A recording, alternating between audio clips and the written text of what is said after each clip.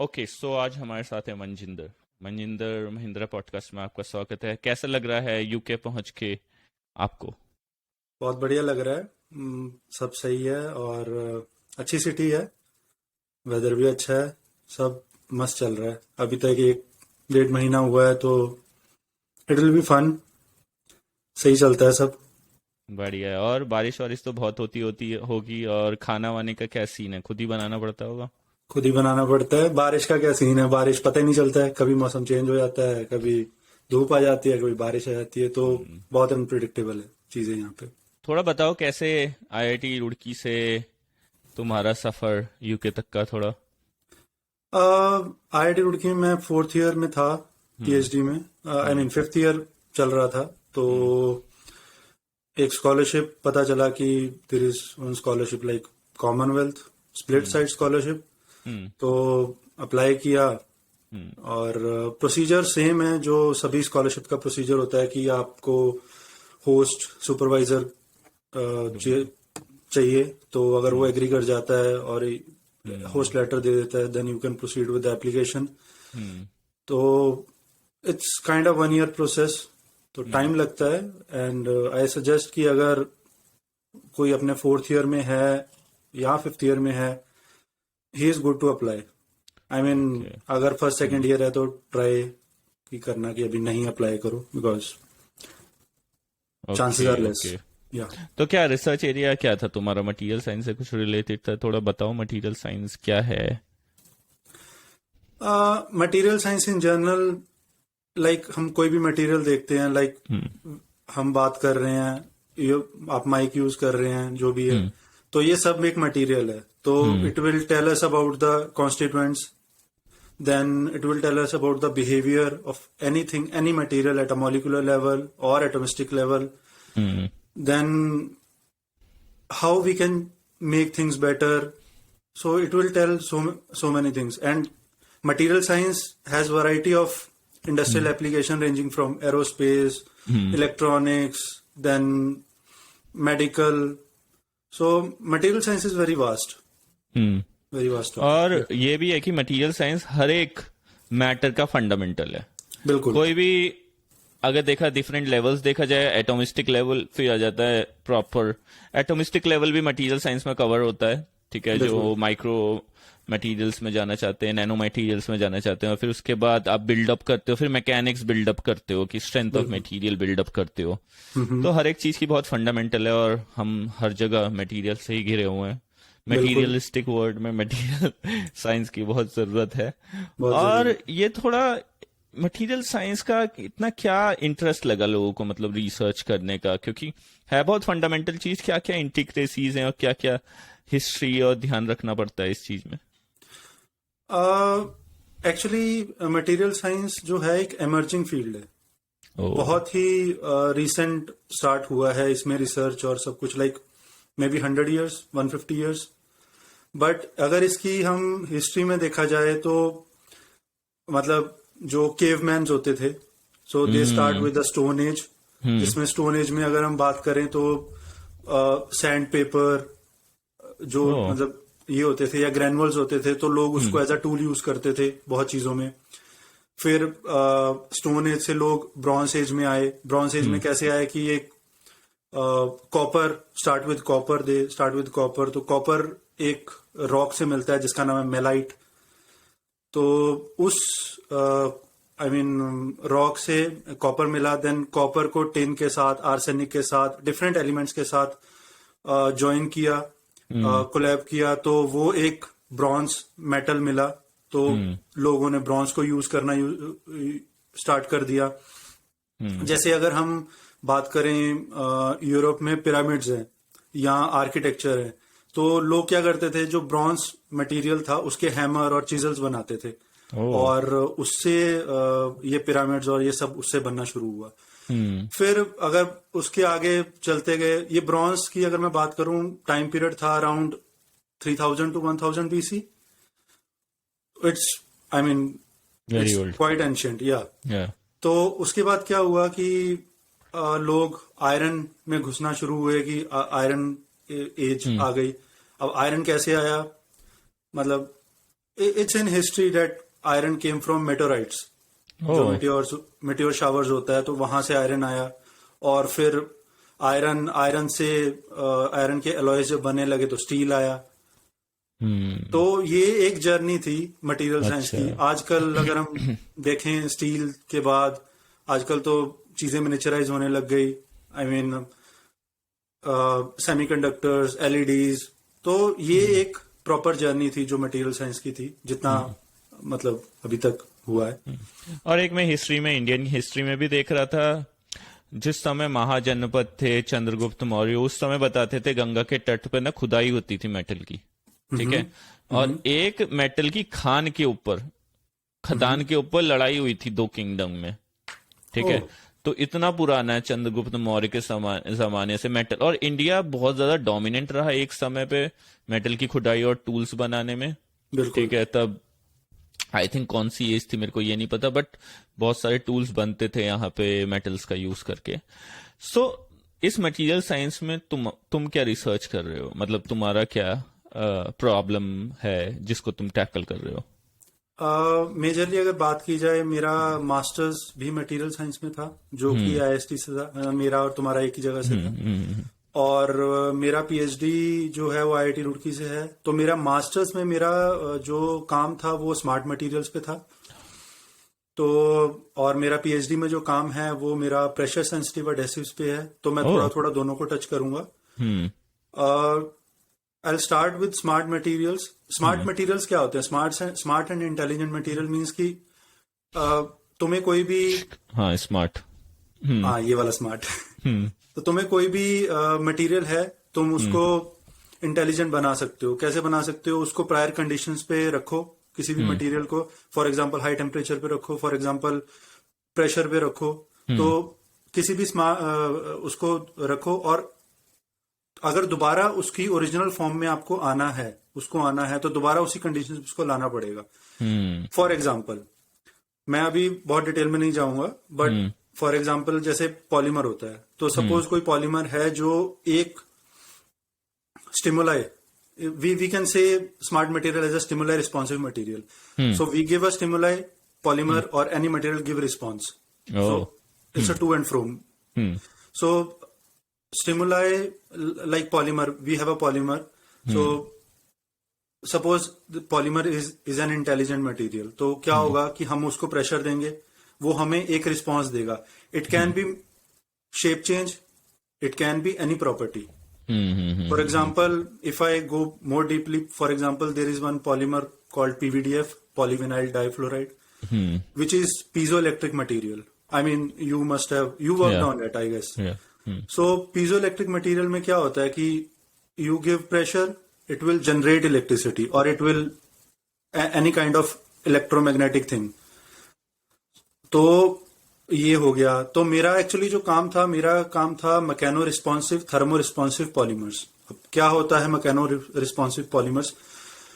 Mechano responsive in the sense mechanical, it come from mechanical, it means you have to give some kind of pressure.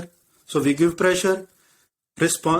Thermo-responsive, mechano-responsive means it can be any change. So in my case, it is color change. So I can say as mechano-chromo-responsive materials. Then similarly, thermo-chromo-responsive materials. I mean, I change the temperature of a polymer film, it change the color. So if I go for the applications, I mean, there are several applications. For instance, we can say temperature sensors. Like if we go to the, I mean, medical thing, तो जो बच्चे होते हैं, आप बच्चों को thermometer और ये सब नहीं लगा सकते हो. तो बहुत आसान तरीका है कि आप थर्मोक्रोमिक जो स्ट्रिप है उसको उनके माथे पे या अंडर आर्म्स कहीं लगा दो, जहां पे हम नॉर्मली चेक करते हैं. तो अगर कलर चेंज होगा एक सर्टेन टेम्परेचर के बाद, so it can be thermo response. तो मैं आपको निटिनॉल के बारे में बताता हूँ. निटिनॉल बहुत ही फैसिनेटिंग मटेरियल है. और मैं फॉर द स्टार्ट में बताना चाहता हूँ कि निटिनॉल आया कहाँ से. तो nitinol is nickel, titanium, then NOL is naval ordnance lab. तो नेवल ऑर्डिनेंस लैब ने निटिनॉल को बनाया. यूएस तो की उन्होंने लैब अपना यूएस की लैब है, या तो उसने अपना नाम निटिनॉल रख दिया. तो निटिनॉल बहुत ही फैसिनेटिंग मटेरियल है। तो हम नॉर्मली इसको एसएमए में कंसिडर करते हैं। SMA means shape memory alloys. Okay, तो होता क्या है कि अगर आपको निटिनॉल को स्मार्ट इंटेलिजेंट मटेरियल बनाना है तो वो कैसे बनाओगे? आप उसको पहले कोई भी शेप दे दो, ठीक है, और उसको अराउंड अबव 500 डिग्री सेल्सियस, जो कि रिपोर्टेड है, अबव 500 डिग्री सेल्सियस उसको हीट करो, then cool it to the room temperature. So you have to give the shape. You gave the shape, Okay. then heat up to 500 degrees Celsius, then cool it to the room temperature, Okay. up to the room temperature. Now you change the shape. You change any shape as you want. उसके बाद उसको क्या करो कि you can either put it in a hot water or you can use dryer just to give temperature. Okay. So it should be like around 75 to 80 degrees Celsius. We don't have to go to 500 degrees Celsius. So it will regain its shape. Okay. So that's interesting part. So I mean, there are lots of Juices. examples. If we talk about, it's like many of like ISRO is using, DRDO is using. So it all about. If I go specifically, you know about esophageal stents. No. So oesophageal क्या होता है? जो आपका food pipe होता है, अच्छा, आप esophagus, हाँ। उसको एसोफेगस बोलते हो। तो आजकल निटिनॉल का स्टंट यूज होता है वहां पर फॉर आई मीन जो सॉफ्ट फूड है, लिक्विड है, उसको जो पेशेंट्स होते हैं जो नहीं च्यूई कर मतलब खा पाते, तो उसको वहां से एक एक्स्ट्रा स्टंट लगाते हैं जहां से निकलता है। ठीक है, ये भी है। और निटिनॉल बहुत जगह यूज होता है। फॉर एग्जाम्पल, अगर आप ह्यूमन हैंड को मिमिक करना चाहते हो रोबोट में, उसकी मूवमेंट्स को, फिंगर मूवमेंट्स को, तो लोग निटिनॉल यूज करते हैं। ठीक है, ये सब कुछ पॉसिबल है बिकॉज इसके पास शेप मेमोरी इफेक्ट है और इसके पास सुपर इलास्टिसिटी है। तो ये दो इंपॉर्टेंट प्रॉपर्टीज हैं निटिनॉल की। और भी बहुत सारे हैं, जैसे आपने सुना होगा किडनी स्टोन को निकाला, तो किडनी स्टोन कैसे निकलता है? ये लोग क्या करते हैं, निटिनॉल का एक प्लंजर टाइप बनाते हैं जिससे किडनी स्टोन को रिट्रीव किया जाता है। तो और जैसे नॉर्मली क्या होता है, जो बोन स्टेपल्स होते हैं, आप बोन्स जैसे बोन रिप्लेसमेंट होता है, कुछ होता है, तो उसमें स्टेपल किया जाता है बोन्स को, तो निटिनॉल यूज करते हैं एज अ पिन। तो बहुत सारे हैं। अच्छा। और जैसे स्मार्ट मटेरियल्स के बारे में बताया, हम लोग थोड़े स्मार्ट स्ट्रक्चर्स की तरफ, मतलब जब हम रिसर्च करते हैं तो मेरी रिसर्च थोड़ी स्मार्ट स्ट्रक्चर्स की तरफ है। जैसे कि जो एक एरोप्लेन होता है ना, वो उसकी जो विंग का डिजाइन होता है ना, हम जब फ्लाई करते हैं, फिर क्रूज, फिर डाउन, तो तीनों फेजेस में ना अलग अलग डिजाइन की जरूरत होती है जो बेस्ट ऑप्टिमम होता है। तो कोई लोग क्या करते हैं, जैसे बर्ड्स के विंग होते हैं ना, डिफॉर्म करते रहते हैं ऐसे ऐसे करके। तो लोगों ने ना ऐसी थ्रेड कनेक्टेड कुछ मैकेनिज्म बनाया कि जैसी वो किसी एक रिजीम में हो तो वो अलग शेप ले ले, किसी और उसमें तो अलग शेप ले ले। माना ये मटेरियल लेवल पे कुछ स्मार्टनेस नहीं है, बट ये स्ट्रक्चरल लेवल पे कुछ वायर्स, थ्रेड के जरिए उनको एक्चुएट करना इस तरीके से कि जैसे बर्ड्स के विंग होते हैं, कभी जब उड़ते हैं तो ऐसे हो जाते हैं, फिर जब तेज फ्लाइट ले रहे होते हैं तो थोड़ा एंगल ऑफ अटैक उसका बढ़ जाता है। तो बहुत सारी एप्लीकेशन है, मगर बहुत फैसिनेटिंग है। मैंने रिसेंटली न्यूज में भी देखा था, इसरो, डीआरडीओ भी मतलब बहुत सारे मटेरियल पे काम करते हैं। थोड़ा बताओ कुछ इसरो, डीआरडीओ का कुछ कंट्रीब्यूशन। इसरो की अगर बात की जाए, इसरो में एक डिवीजन है विक्रम साराभाई स्पेस सेंटर में, metallurgical and material engineering, MME करके। तो वो लोग कंपोजिट्स बनाते हैं, वो लोग स्मार्ट मटेरियल्स भी बनाते हैं, स्मार्ट पॉलीमर्स पे भी काम करते हैं। जैसे मैंने एक प्रोजेक्ट किया था, I mean it's a short project, वो मे भी अभी लॉन्च उसमें डाला है नहीं डाला है वो मुझे नहीं पता है, बट हमने इसरो का एक प्रोजेक्ट किया था for Mars orbiter mission 2, MOM2। तो उसमें हम लोगों ने स्मार्ट मटेरियल्स का यूज किया था, specifically shape memory polymers.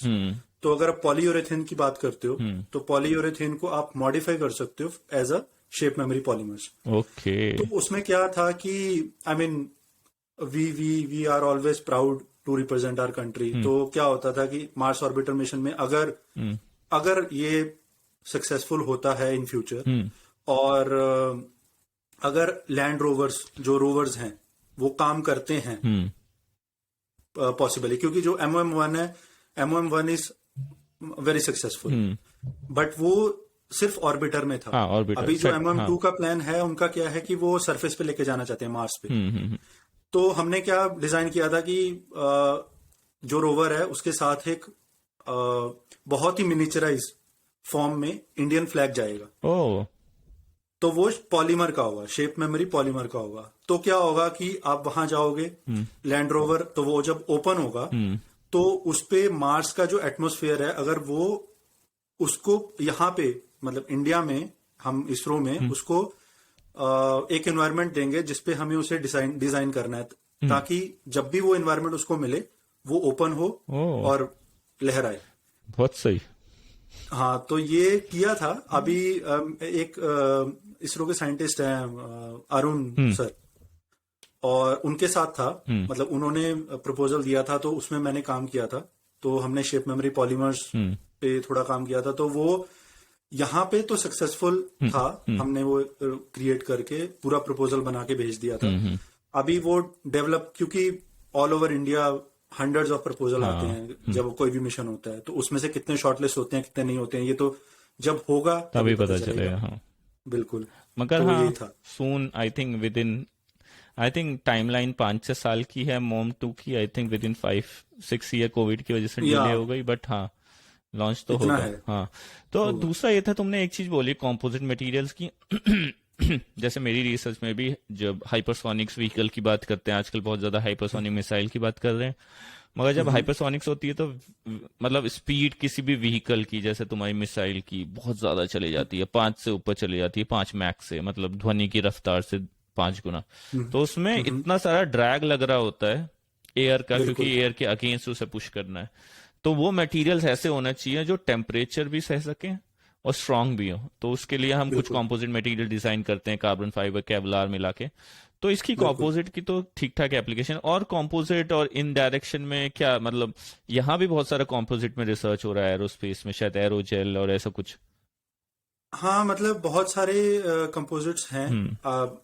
I mean अगर सिंपल कंपोजिट्स की बात की जाए, कंपोजिट्स क्या हैं, क्या हम्म। कैसा है, हम्म। तो कंपोजिट्स सिंपली वी कैन से एक रीइंफोर्सर होता है, एक होस्ट होता है, या हाउस। हम मैट्रिक्स बोल लें। हम्म। ठीक है, हम्म। तो उसको कंबाइन करो, आपको कंपोजिट मिल जाता है। अब डिपेंड करता है कि आपको क्या एप्लीकेशन चाहिए। हम्म। तो we can say that it's a tunable material, oh, हाँ। We can say that. Hmm. तो अगर you want something with very high strength, hmm. so you can use fibers like maybe glass fiber, carbon fiber, hmm. and if you use ductile material, then you can play with matrix. Yes. You can use ductile, for example, you can use polyethylene, which is hmm. which is ductile material, और ये चीजें हैं। और composites में जैसे आपने इसरो की बात करी, तो इसरो में क्या होता है कि जैसे री एंट्री व्हीकल आजकल बहुत हाँ। ज्यादा ट्रेंड में है। तो क्या होता है जब re entry vehicle, it can be for DRDO, it can be for ISRO both, because re entry तो दोनों की होती है। तो जब नीचे आता है तो क्या होता है कि बहुत ज्यादा उसको हाई टेम्परेचर और हाई थ्रस्ट लगता है, जो अभी बताया। तो जो भी मटेरियल हमें बनाना है उसको ये चीज ध्यान में रखना है कि वो हाई टेम्परेचर रेजिस्टेंट हो। ठीक है, जिसमें if we go to material world, Kevlar is there, and Kevlar is also bullet proof. जो लोग हाँ। आई मीन चेस्ट में वो बुलेट प्रूफ यूज वेस्ट। करते हैं, हाँ। फॉर वेस्ट बनाते हैं, तो उसके लिए यूज होता है। और बात है कि फायदा है कि ये हल्के भी होते हैं एज कम्पेयर टू अगर तुम टाइटेनियम यूज कर लो। ठीक है, उसके अकॉर्डिंग आपको लेस वेट मिलता है, मतलब बहुत ज्यादा वेट का रिडक्शन होता है। टाइटेनियम का 10,000 है डेंसिटी, और इसकी 3,000, यानी 2600-2500, 5 गुना या 3 से 5 गुना वेट का भी फायदा होता है। बिल्कुल। तो वही जो हम अगर टर्म यूज करें तो we can say it at specific strength. हाँ, तो स्ट्रेंथ स्ट्रेंथ डिवाइडेड ज्यादा है, बाय वेट। हाँ। या हाँ। तो स्ट्रेंथ ज्यादा है और वेट लेस है। हाँ। और सेकंड बहुत इंपॉर्टेंट है वेट का। अगर वेट की बात की जाए, बहुत इंपॉर्टेंट है। जैसे अगर हमें पेलोड्स भेजने हैं, जैसे हम इसरो में स्पेस में पेलोड्स भेजते हैं, तो पेलोड्स का जो वेट है वो बहुत ज्यादा कम होना चाहिए। तो दो चीजें बहुत इंपॉर्टेंट होती हैं, पहला कि वेट, सेकंड साइज। तो अगर हम साइज की बात करें तो मतलब जितना छोटा कर सकते हो, जितना मिनिचराइज कर सकते हो करो। वहां पे काम आता है नैनो मटेरियल्स का। हाँ हाँ, तो अगर हम बात की जाए 10⁻⁹ मीटर, तो वो नैनो मटेरियल्स, तो वहां पे काम आता है नैनो मटेरियल्स का। या जैसे बहुत सारी चीजें हैं इसमें। अगर हम बात की जाए DRDO में भी ये चीज, स्पेसिफिक स्ट्रेंथ की बात की जाए, जैसे अगर आपको MiG-27, MiG-29 इनका हायर वर्जन लाना है, तो you have to play with composite material. हाँ, और ये भी है जैसे मिलिट्री टेक्नोलॉजी में जो लोग रिसर्च करते हैं वो लोग 6th जनरेशन के हिसाब से बढ़ाते हैं, कैसे 4th जेन से 5th जेन जाना, 5th जेन से 6th जेन जाना, ये सब कई चीजों पे डिपेंड करता है। एक तो इलेक्ट्रॉनिक्स कैपेबिलिटी, एक कॉम्पोजिट किस तरीके के यूज किए हैं, है ना। उसकी वजह से क्या होगा, तुम जितना ज्यादा कॉम्पोजिट यूज करोगे उतना ज्यादा लाइट वेट हो जाएगा, तो कम इंजन फ्यूल में, कम साइज में तुम्हारी स्ट्रेंथ भी बढ़ जाएगी, तो एफिशिएंसी भी बढ़ जाएगी। और दूसरा ये है कि जैसे कंपोजिट मटेरियल्स में एक चीज उस समय मेरे को याद आ रही थी, जैसे कंपोजिट मटेरियल हर जगह है।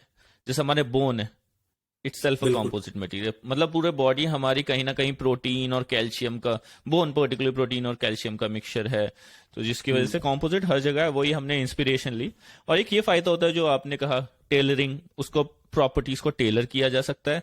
जैसे क्या होता है कि अगर तुम स्टील लोगे और तुम्हें पता है कि तुमको जनरली फोर्स एक डायरेक्शन में मिल रहा है, इस डायरेक्शन में फोर्स है, मगर स्टील अगर तुम यूज करोगे तो उसकी स्ट्रेंथ ना आइसोट्रोपिक होती है, हर एक डायरेक्शन में सेम होती है।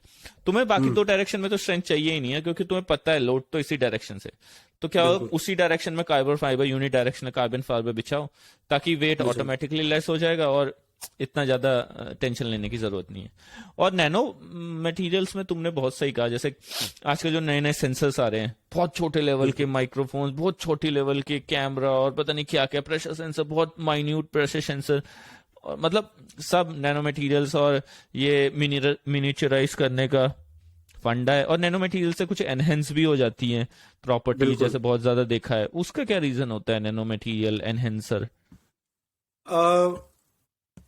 इसमें क्या होता है, जैसे नैनो मटेरियल्स का क्या सीन है कि सबसे इंपॉर्टेंट क्या होता है, आपका जो साइज है वो कम होता है, ठीक है, आपकी सरफेस एरिया बढ़ता है। हाँ हाँ, ठीक है। अभी क्या है, फॉर एग्जांपल कोई भी मटेरियल है, आप उसका नैनो मटेरियल बनाओगे तो उसके जो सरफेस पे जितने भी, लेट सपोज पोलर ग्रुप्स हैं, मैं बहुत टेक्निकल नहीं जाऊंगा, बट लेट सपोज ऐसे ग्रुप्स हैं जो जिसकी इंटरेक्शन करने की पावर बहुत ज्यादा है। तो क्या होगा कि आप नैनो को, जैसे आजकल बहुत अच्छे ट्रेंड में है नैनो फिलर्स। तो नैनो फिलर्स कैसे काम करता है, आप कोई भी सबस्ट्रेट लेते, आप कोई भी मैट्रिक्स लेते हो, कोई भी पॉलीमर लेते हो, तो आप उसमें नैनो फिलर्स डालते हो। तो नैनो फिलर्स में क्या होता है कि आपका सरफेस एरिया बढ़ता है, उसके बाद सरफेस इंटरेक्शन बढ़ता है। तो जब सरफेस इंटरेक्शन बढ़ता है तो पॉलीमर और जो नैनो फिलर है उसकी जो इंटरेक्शन है वो बहुत हाई हो जाती है, जिसकी वजह से क्या होता है कि किसी भी मटेरियल का जो स्पेसिफिक स्ट्रेंथ है वो बहुत ज्यादा बढ़ जाता है। तो ये बहुत ही मेजर रीजन होता है। और मतलब मैं यहाँ पे एक कोट करना चाहता हूँ, जो रिचर्ड फाइनमैन का नाम किसने नहीं सुना, सबने सुना है। तो उन्होंने ये बोला था कि there is plenty of room at the bottom. समझ मतलब ये मैंने रिसेंटली अभी 2 दिन पहले ही ऐसे कोट पढ़ रहा था। तो उसके कहने का मतलब क्या है कि आप जितना नीचे जाते जाओगे आप उतनी चीजें वास्ट कर सकते हो, स्केल अप कर सकते हो प्रॉपर्टी, स्केल अप कर सकते हो। तो बहुत सारी प्रॉपर्टी क्योंकि सरफेस प्रॉपर्टीज पे डिपेंड करती है। मैंने देखा है कि कई कई नैनो मटेरियल में देख रहा था, जैसे गोल्ड और पता नहीं कौन सा, जब उसको नैनो मटेरियल लेवल पे चले जाते हैं उनका मतलब उनका कलर भी चेंज होता है, क्योंकि again interaction with light depends upon surface properties and all. So जब उस लेवल पे चले जाते हैं बहुत सारी इंट्रीगिंग प्रॉपर्टीज देखने को मिलती है, एक्सेप्शनल स्ट्रेंथ मिल जाती है, एक्सेप्शनल कलर मिल रहा है, एक्सेप्शनल कंडक्टिविटी मिल रही है। So that's very good. हाँ, मैं स्पेसिफिक करना चाहता हूँ, जो गोल्ड की आपने बात करी उसको हम मेटा मटेरियल्स बोलते हैं। ओके, वो अलग तो है। जो मेटा मटेरियल्स हैं, गोल्ड का क्यों चेंज होता है मैं आपको बताता हूँ। नॉर्मली गोल्ड का कंपोजिशन नहीं चेंज होता है। हाँ, वो जो एयू है वो एयू ही रहेगा। ठीक है, उसका चेंज नहीं होगा, लेकिन उसकी जो स्ट्रक्चरल शेप है या स्ट्रक्चर प्रॉपर्टीज हैं ओके ओके वो वेरी करती हैं। मतलब जैसे ग्रेन, अगर हम ग्रेन बाउंड्रीज की बात कर लें, मटेरियल साइंस में ग्रेन बाउंड्रीज टर्म होता है कि आप उसके ग्रेन्स को कैसे रखते हो। हाँ तो जब वो चेंज होगा, ठीक है, तो जब उस पर लाइट पड़ेगी, अब हमें क्या दिख रहा है, हमें जो गोल्ड येलोइश दिख रहा वो है वो reflection। लाइट की वजह से दिख रहा है। तो अगर वो चेंज होगी लाइट, तो उसका कलर चेंज हो जाएगा। It can be red, it can be green. तो ये बहुत ही ज्यादा फैसिनेटिंग है कि आप गोल्ड को ग्रीन और रेड फॉर्म में भी दे सकते हो if you change the shape, if you change the shape of the geometry structure। हाँ स्ट्रक्चर ज्योमेट्री हाँ at I mean nano level और एंगस्ट्रॉम लेवल। और हाँ You means can like choose। ये सब फैसिनेटिंग है, मगर अगर नैनो स्केल पे जाए तो एक एडवांटेज ये भी है कि जब तुम नैनो लेवल पे जाते रहते हो तो मैन्युफैक्चरिंग प्रोसेस कॉम्प्लिकेटेड होता है। जैसे नए मटेरियल जो भी आ रहे हैं डेफिनेटली उनका प्रोसेस कॉम्पोजिट मटेरियल से लेकर सबका मैन्युफैक्चरिंग प्रॉब्लम है कहीं ना कहीं और कॉस्टली है। बट ये है कि जब तुम ऐसे लेवल पे जाते हो ना कहीं तुम डिफेक्ट रिड्यूस करते रहते हो। जितना हम स्केल अप करते हैं मैक्रोस्कोपिक लेवल पे, डिफेक्ट्स इतने ज्यादा होते हैं कि उसकी वजह से जो असली स्ट्रेंथ होती है वो नहीं आ पाती। जैसे कि कहने का मतलब है कि एक मैं एग्जांपल देख रहा था कॉम्पोजिट मटेरियल का, जिसमें ना जो स्पाइडर का वेब होता है ना वो 1000 times more stronger than steel होता है, अगर तुम स्टील को उस लेवल पे लाओगे तो, क्योंकि उसमें मीन्स लाइक डिफेक्ट कम होंगे तो वो अच्छी तरीके से बिहेव करता है। इसी डायरेक्शन में एक और मटेरियल है जो मतलब बहुत ही ज्यादा, जिसमें नोबेल प्राइज भी मिला। आई थिंक IIST में एक जापान के साइंटिस्ट भी आए थे जो क्लेम कर रहे थे कि उन्होंने कार्बन नैनो ट्यूब बनाया था और वो क्लेम कर रहे थे कि उन्होंने भी ग्राफीन पे मतलब पहले ही डिस्कवर कर लिया था। एक जापानीज साइंटिस्ट थे। बट ये है कि ग्राफीन भी बहुत फैसिनेटिंग है, किस तरीके से एक 2D material, chain of 2D material किस तरीके से हर जगह यूज हो रहा है। मतलब चाहे सुपर कंडक्टर की तरह बिहेव करने का, चाहे इंसुलेटर की बिहेव करने का, चाहे इतना स्ट्रेंथ मिलने का, ये ग्रेफीन क्या है, मतलब ये बहुत फैसिनेट, हर जगह ग्रेफीन ग्रेफीन ग्रेफीन ग्रेफीन। तो मैं पहले नॉर्मल बताता हूँ। जैसे तुमने अभी बोला कि ग्रेफिन क्या है, ग्रेफिन क्या है, एक 2D शीट है, ठीक है। अब ये 2D शीट किसकी है? ये 2D शीट है ग्रेफाइट ऑक्साइड की, ओके ठीक है। तो ये प्योरली कार्बन बेस्ड मटेरियल, ठीक है। लोग ग्रेफिन को बहुत ज्यादा तरीके से मॉडिफाई करते हैं आजकल। पहले मैं बता देता हूँ कि ग्रेफिन क्या है और फिर जो मॉडिफाई करते हैं। तो Graafian hexagonal lattice nano structure है एक तरह, ठीक है, जो कि सिंगल लेयर ऑफ एटम है, कार्बन से बना हुआ है, ठीक है। एक्चुअली इसका स्टार्ट कहाँ से हुआ था? सबसे पहले अराउंड 1860-65, मैं I am not sure about the dates, but 1865 में एक बेंजामिन नाम के जो रिसर्चर थे, या उन्होंने रिड्यूस्ड जो ग्रेफाइट ऑक्साइड है वो बनाया था सबसे पहले, ठीक है। अब तुम देखो कि वहां से ग्रेफिन आने तक कितना टाइम लग गया। अगर नॉर्मली हम एक मटेरियल की बात करें कि एक मटेरियल को निकलने में, ये करने में बहुत ज्यादा टाइम लगता है, तो क्या हुआ उसके बाद? क्या हुआ, एक बंदे थे, मतलब साइंटिस्ट थे जिनका नाम है एंड्रे, जिनको तुमने अभी जो बोला कि नोबेल प्राइज में, यूनिवर्सिटी ऑफ मैनचेस्टर के थे क्या वो? ये यूनिवर्सिटी ऑफ मैनचेस्टर के थे, ट्रू। तो इन्होंने क्या किया, इन्होंने बहुत ही मतलब I mean it's very fascinating कि इन्होंने एक स्कॉच टेप ली, एडेसिव होता है, और इन्होंने जो ग्रेफाइट ऑक्साइड की जो रिड्यूस्ड ग्रेफाइट ऑक्साइड था उस पर चिपकाया और उसको निकाला। वो वीडियो देखी थी, ऐसे टेप निकाला, और मतलब टेप क्या निकाला, जुगाड़ू तो तरीका है। एक लेयर ऑफ मिला उनको, सिंगल लेयर, वो उसको उन्होंने ग्राफीन बोला।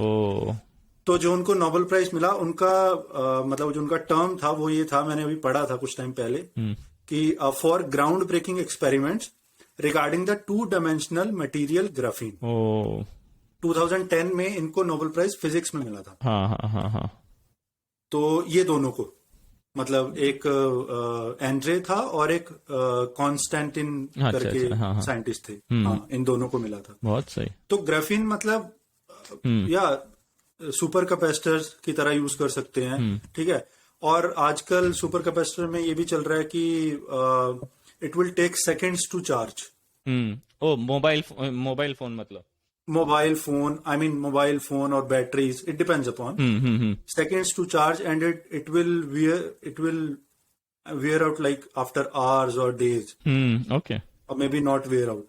सो अभी अभी कुछ भी कहना पॉसिबल नहीं है। बट टेक्नोलॉजी चल रही है उस डायरेक्शन में। टेक्नोलॉजी चल रही है यार। हाँ ये और इसमें और भी चीजें हैं कि इको फ्रेंडली है, नॉन टॉक्सिक है, ओ तो आप इसको मेडिकल फील्ड में भी यूज कर सकते हो। तो ज्यादा जैसे आप उसकी पेंसिल की टिप ले लो, तो पेंसिल की टिप हम जब छोटे थे तो पेंसिल की टिप खा ही लेते थे, क्या ही हो गया, हाँ कुछ नहीं हुआ। कुछ नहीं हुआ। तो वो सीन है। तो और इम्पोर्टेंट ये है कि अगर वही जैसे आपने बोला कि स्टील और इसको कंपैरिजन किया जाए तो it's highly strong, I mean may be 10 times 20 times stronger then steel. और अगर हम कंडक्टिविटी की बात करें तो कॉपर का नाम बहुत ऊपर आता है, but it is more conductive than copper अगर हम ग्राफिन की बात की जाए। बट प्रॉब्लम वही है, प्रॉब्लम यह है कि ग्राफिन को लार्ज स्केल में बनाना मुश्किल है, बहुत टफ है, बहुत टफ है, बहुत कॉस्टली है। क्योंकि अब हम लोग लैब स्केल पे काम करते हैं आजकल, जियो, आरजीओ, ये दो टर्म बहुत फेमस है, मतलब ग्राफिन ऑक्साइड और रिड्यूस्ड ग्राफिन ऑक्साइड। तो ये दोनों बहुत टर्म फेमस है, लेकिन अगर आप इसको लैब स्केल पे भी परचेज करोगे ना तो मतलब हालत खराब हो जाती है, फंड्स हिल जाते हैं, बहुत कॉस्टली है। और जैसे मैंने बताया स्पेसिफिक स्ट्रेंथ और कंडक्टिविटी, यही दो इंपॉर्टेंट चीजें हैं जो। और एक और बहुत फैसिनेटिंग चीज है रिगार्डिंग ग्राफिन, आप इसको वाटर डिस्टिलेशन में यूज कर सकते हो, फिल्टरिंग की तरह। फिल्टरिंग की तरह, मतलब फॉर एग्जांपल आप सी एरिया के पास हो, आपको पानी पीना है, if you have a graphene sheet, मतलब उसमें कुछ मॉडिफिकेशन होता है बट एट द एंड वो ग्राफिन ही होता है। तो आप उसको रखो नीचे, अपना कप रखो, ऊपर ग्राफिन शीट रखो, सी वाटर डालो, ड्रिंकेबल वाटर। तो बिना इलेक्ट्रिसिटी के, मतलब मैंने देखा था बिना इलेक्ट्रिसिटी के ज्यादातर आजकल जो रिवर्स ऑस्मोसिस टेक्नोलॉजी है जो इजराइल और ये लोग बहुत ज्यादा काम करते हैं, वो इलेक्ट्रिसिटी को सॉल्ट्स और एक फिल्टर के जरिए पास करते हैं और वो रिवर्स ऑस्मोसिस होता है इलेक्ट्रिसिटी। बट ये अच्छी टेक्नोलॉजी है, मतलब डेवलपिंग कंट्रीज में बहुत ज्यादा जरूरत है इस चीज की, बहुत ज्यादा जरूरत है। और बहुत ही famous I think South Korea के और कहीं के प्रोफेसर हैं, उन्होंने अभी प्रपोजल दिया है एक, उन्होंने बोला है कि जैसे बहुत ही जो रूरल टाउन्स होते हैं तो वो स्मार्ट बिल्डिंग्स डेवलप करना चाह रहे हैं, जिसमें वो जो सीलिंग होगी उसको ग्राफिन रिलेटेड मटेरियल से चेंज करेंगे। तो उससे क्या होगा कि जैसे आपकी लाइट आ रही है, सोलर पैनल्स हैं, लाइट आ रही है, ठीक है, वो अगर सुपर कैपेसिटर होगा तो वो एब्जॉर्ब करेगा, ठीक है, आपको लाइट देगा। और इंटरेस्टिंग फैक्ट, बहुत ही ज्यादा, जरूरी नहीं है कि वो सोलर लाइट ही हो। जैसे मान लो एक लाइट जल रही है, ठीक है, तो एक लाइट की जो लाइट होगी वो दूसरा कोई भी अगर सुपर कैपेसिटर होगा उसको भी चार्ज कर सकता है। तो ऐसा जरूरी नहीं है कि आपको हमेशा सनलाइट ही चाहिए। आप एक बार उसको स्टोर कर लिया, आप मल्टीपल बल्ब और मल्टीपल चीजें चार्ज कर सकते हो सुपर कैपेसिटर। और अगर पानी की दिक्कत है तो वो लोग ग्राफिन बेस्ड फिल्टर्स बनाना चालू कर रहे हैं। पूरा तो इकोसिस्टम बनाया जा सकता है, मतलब पूरा इकोसिस्टम, हाँ, पूरा एक स्मार्ट वो बना सकते हैं। और ये उसके लिए भी काफी यूजफुल है आजकल, क्लाइमेट चेंज, फॉसिल फ्यूल्स और इस चीज की वजह से जो सी लेवल राइज कर रहे हैं, बहुत सारे चैलेंजेस है। तो इस डायरेक्शन में थोड़ी फंडिंग बढ़ानी चाहिए ताकि और रिसर्च हो सके हर जगह। बिल्कुल बिल्कुल। बट जो मैं पहले लाइट वेट चीजों के बारे में बात कर रहा था, याद है, एरोस्पेस स्ट्रक्चर्स में चीजों को लाइट वेट, एक और मैंने पढ़ रहा था एरोजेल्स। एरोजेल्स क्या होते हैं कि उसमें क्या होते हैं कि एरोजेल जैसे बहुत सारी टाइप के बनते हैं, जैसे सिलिका, CO2, उसमें क्या करते हैं कि वो इतना लाइट होता है कि उसमें ऐसा मटेरियल होता है दिखने में तो ऐसा ऑप्टिकली अगर देखोगे तो ऐसा दिख रहा होता है जैसे फोम जैसा दिख रहा होता है, मगर उसके अंदर 99.8% एयर होता है, मतलब इतना हल्का होता है। और उसकी एक खासियत है इंसुलेटर, जैसे हम जब एरोस्पेस में काम करते हैं, जैसे जो अभी इवन आदित्य मिशन है और ये पार्कर सोलर प्रोब है जो सन की तरफ रीच कर रहे हैं, तो वो कोरोना को फेस कर रहे होते हैं, कोविड वाला कोरोना, वो सन वाला कोरोना। तो टेम्परेचर इतना ज्यादा बढ़ जाता है कि उसके लिए एरोजेल्स डिवाइस करें, इतने हल्के हैं और इतना थर्मल इंसुलेशन उनका फंटास्टिक है, मतलब अच्छी रिसर्च है। मैं उसमें एक चीज ऐड करता हूँ, उसको एक तो फ्रोजन स्मोक बोला गया है। मतलब मैं बहुत पहले पढ़ रहा था इस बारे में, इसको फ्रोजन स्मोक भी बोला गया है, इतना लाइट है। ओ और तुमने सही बोला, इसमें 99% एयर होती है और मोस्टली सिलिका का होता है। और सबसे पहले इसको नासा ने यूज किया था स्पेस में। अगर हम स्पेस की बात करें तो नासा ने यूज किया था फॉर सोलर प्रोटेक्शन, जो तुमने अभी बोला, लेकिन वो नासा ने किया था। और ये जो है, ये बोला जाता है ये लाइटेस्ट सॉलिड मटेरियल है अभी तक का। हाँ, अभी तक का। होप सो आगे बहुत सारे मटेरियल आएंगे भी, मुझे लग रहा है कि आएंगे। हाँ, अगर मुझे लग रहा है मटेरियल साइंस ही हमें एक लीप फॉरवर्ड कर सकता है। हम भी एक एज में, जैसे तूने बताया ना, आयरन एज, नहीं ना, ब्रॉन्ज एज, हम भी एक एज में एज बना सकते हैं। हाँ, हम अपनी करंट टेक्नोलॉजी को एक एज में बना सकते हैं। जैसे एक मेटल्स की एज हुआ करती है, कॉम्पोजिट मटेरियल्स की एज हुई, नैनो मटेरियल्स की एज हुई। अब ऐसे बहुत एडवांस मटेरियल्स ही हमारी एज चेंज करेंगे, मतलब जिस तरीके से हम फ्यूचर में लीप कर रहे हैं। बिल्कुल बिल्कुल। और जैसे एरोजेल के बारे में एक ये भी है कि जैसे कि तुमने सही कहा, जैसे नासा ने डिवाइस किया है एरोजेल, मतलब इतना देखने में ऐसा लगता है जैसे मतलब खाने लायक लगता है, ऐसा वेफर जैसा लगता है। मगर ये है कि इसका मैन्युफैक्चरिंग प्रोसेस भी बहुत इंट्रिकेट है। जैसे लोगों ने ना इसका आइडिया जब निकाला था कि एरोजेल क्या होंगे, तो जेली होती है ना जो हम खाते हैं, जेली, उसके अंदर पानी भरा हुआ होता है ना। तो लोगों ने क्या किया, उसको पहले पानी निकाला उसका, ठीक है, उसके अंदर अल्कोहल डाला और फिर अल्कोहल को एवापोरेट कर दिया, ठीक है, तो उसकी जगह एयर ने ले ली। तो मतलब आजकल जो मैन्युफैक्चरिंग होती है इसी तरीके से होती है, मतलब बहुत अच्छी मैन्युफैक्चरिंग है। और भी है, जैसे एरोजेल्स अगर देखें तो पहले एरोजेल्स नहीं था। पहले तो हाइड्रोजेल्स ही आए। हाँ। तो हाइड्रोजेल्स भी ऐसा ही है, मतलब वो भी एक 3D स्ट्रक्चर ही रहता है। बस उसमें ये है कि यहाँ पे एरोजेल में क्या 99% एयर होती है, उसमें वाटर होता है। हाँ। तो ये मेन है। और आई मीन लोग हाइड्रोजेल्स को भी बहुत अच्छे तरीके से यूज करते हैं। अगर हम जैसे एग्रीकल्चर लैंड की बात कर लें, तो आपने वो देखा है, वो जो व्हाइट वाले ग्रीन हाउस बने होते हैं, अंदर प्लांट्स होते हैं बहुत सारे। तो क्या होता है कि नॉर्मली क्या करते हैं वो लोग, हाइड्रोजेल्स बिछाते हैं नीचे सॉइल में। तो हाइड्रोजेल क्या करता है कि पानी को रिटेन कर लेता है, मॉइस्चर को। तो अगर आपको फॉर एग्जांपल, आप ऐसा जरूरी नहीं है कि आपको हमेशा उसको पानी देना पड़ेगा, क्योंकि अगर देखा होगा जैसे जो एग्रीकल्चरल मैश बने होते हैं या ग्रीन हाउस मैश बने होते हैं, हाउस बने होते हैं, तो आपको बार बार उसको पानी या ये कुछ नहीं देना पड़ेगा। तो वो हाइड्रोजेल से ही काम कर जाता है। तो हाइड्रोजेल का ये मुझे बहुत अच्छा लगा। और आजकल तुमने देखा होगा बहुत सारी फन एक्टिविटीज होती हैं, वो जो बहुत सारी बॉल छोटी छोटी बनी होती है, आप नीचे घुसो, ये करो, तो वो भी हाइड्रोजेल्स हैं। या और भी बहुत चीजें हैं, जैसे आप होम डेकर यूज कर सकते हो हाइड्रोजेल को। बहुत फैसिनेटिंग चीजें हैं हाइड्रोजेल की। और भी बहुत सारे मटेरियल हैं जो फैसिनेट है। जैसे एक होता है मैग्नेटिक थिंकिंग पुट्टी, सुना है कभी? नहीं, अलग अलग सुना इनको, मगर एक साथ नहीं सुना। मैग्नेटिक थिंकिंग पुट्टी क्या होता है? आपने सिली पुट्टी तो सुना होगा। हाँ, सिली पुट्टी तो सुना है। हाँ, तो क्या करते हैं ये लोग, सिली पुट्टी में ना फेरोमैग्नेटिक आयरन ऑक्साइड्स के जो क्रिस्टल्स बोलो, कुछ बोलो, वो डाल देते हैं। तो क्या होता है, उसको वो ना मिसिबल है, मिक्स तो हो जो जाता है। मिक्स हो जाता है। तो उसके बाद आप क्या करो, जैसे आपने कोई मैग्नेट मटेरियल रखा या कोई भी आयरन का कुछ भी ऐसा जिसमें कुछ भी आयरन कंटेंट है, तो क्या होगा, मतलब मैं कहूंगा कि अगर तुम एक आधी फोटो डाल सकते हो उसमें, जब वीडियो वगैरह तो डाल देना। तो बहुत अच्छा होता है। वो ऐसे ऊपर बिल्कुल उस पे शेप ले लेता है जैसा वो मटेरियल होगा। बहुत सही। हाँ, तो मतलब ये डेंजरस है। मैं एक बता देता हूँ ऐसे दिमाग में आया। एक मटेरियल होता है नाइट्रोजन ट्राइआयोडाइड। ओके। ठीक है, और बहुत हाईली अनस्टेबल है।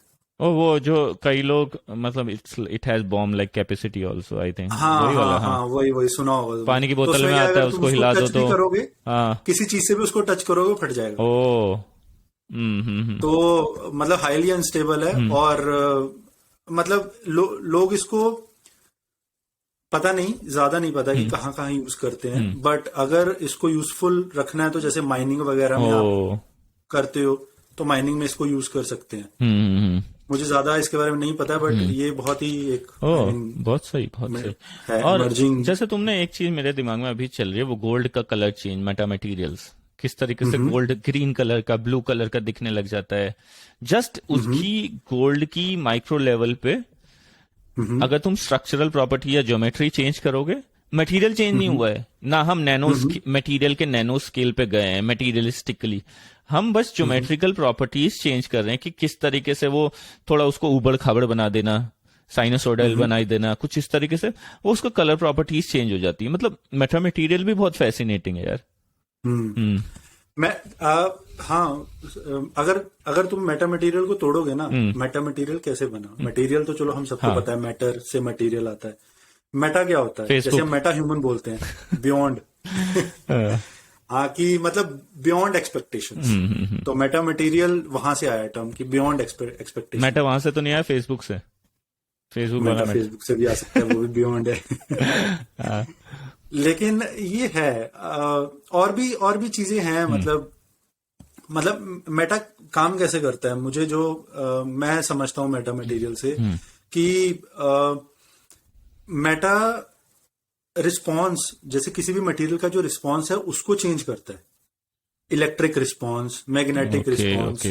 तो अगर आप उसकी स्ट्रक्चर में चेंज करते हो, आप उसकी ग्रेन बाउंड्रीज में चेंज करते हो, तो आप उस रिस्पॉन्स को चेंज कर सकते हो। ठीक है, जैसे मैं एक एग्जांपल देख रहा था मेटा लेंस की। अगर आप मेटा लेंस की बात करो, तो मेटा लेंस क्या होता है कि वो चीजों को एब्जॉर्ब भी कर सकता है, लाइट को, वो लाइट को रिफ्लेक्ट भी कर सकता है, डिपेंडिंग अपॉन द ग्लास का जो स्ट्रक्चर है, जो लेंस का स्ट्रक्चर है उस पे। तो एक स्विच की तरह काम कर रहा है यहाँ पे, है ना। जनरली मटेरियल होते हैं तो एक ही चीज कर रहे होते हैं, वो एक ही चीज में बेस्ट होते हैं, है ना। तो वो अगर एक ही चीज में बेस्ट होंगे तो मेटा क्यों कहेंगे। हाँ, मतलब मेटा मटेरियल्स क्या है कि अब वो दोनों में मतलब स्विच कर सकते हैं अपना बिहेवियर। बिल्कुल बिल्कुल। मैं एक बहुत अच्छा एग्जांपल देता हूं तुम्हें, वायरलेस चार्जिंग का। आजकल बहुत ट्रेंडिंग में आईफोन में पीछे गोल सा बना होता है, गोल सा बना होता है। तो वायरलेस चार्जिंग भी एक मेटा मटेरियल के ऊपर काम करता है। तो उसमें क्या होता है कि आप जो दो मटेरियल्स को एक डिस्टेंस पे रख सकते हो, हालांकि आप उसके मटेरियल को एक प्लेटफॉर्म पे रखते हो, तो ऐसा जरूरी नहीं है ना कि वो प्लेटफॉर्म उसके अंदर पूरा घुसा हुआ है। ऐसा तो नहीं है, स्पेस तो रहता ही है। अगर आप माइक्रो लेवल पे, नैनो लेवल पे, एंगस्ट्रॉम लेवल पे बात करोगे तो स्पेस रहता है। तो वो मटेरियल ऐसे होते हैं कि वो इलेक्ट्रॉन को, जो इलेक्ट्रॉन्स होते हैं उसको मूव कराते हैं, उसको ट्रांसमिट कराने की वो कैपेसिटी है उनकी। तो वो चीजें होती हैं, मतलब वायरलेस चार्जिंग ऐसे काम करता है कि वो हवा में, हाँ, लेकिन हवा में ही इलेक्ट्रॉन्स का ट्रांसफर होता है। हाँ। तो वो, लेकिन मुझे नहीं लगता है कि आई पर्सनली बिलीव कि वायरलेस चार्जिंग बेकार है।